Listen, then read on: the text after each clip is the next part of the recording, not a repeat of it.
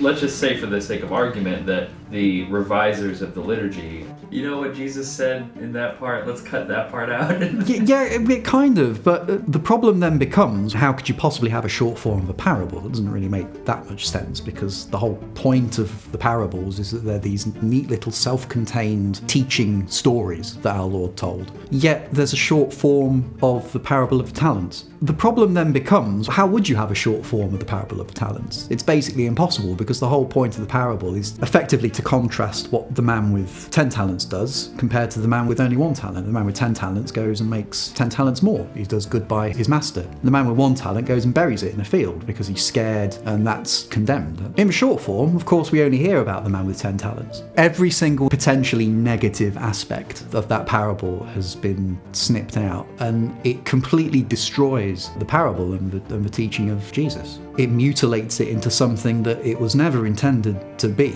If Jesus just wanted to tell us about the man with 10 talents, he just told us. There's no reason to shorten that. And yes, it's optional, but the very fact that it's optional and that a priest on his own whim can just choose to read the short form of that parable is lamentable. It's not an aspect of the new order of reading that I think is actually particularly pastoral. It's not pastoral to not give the full story to people. Yes, some of the gospel teaching is hard, but I don't recall our Lord ever saying it would be particularly easy either. You know, there's hard things in the New Testament, but they're there because they're hard. They're there because we need to hear them. And there's points in time where we need to be told that. We need the liturgy to communicate these things to us, these truths, these teachings of our Lord.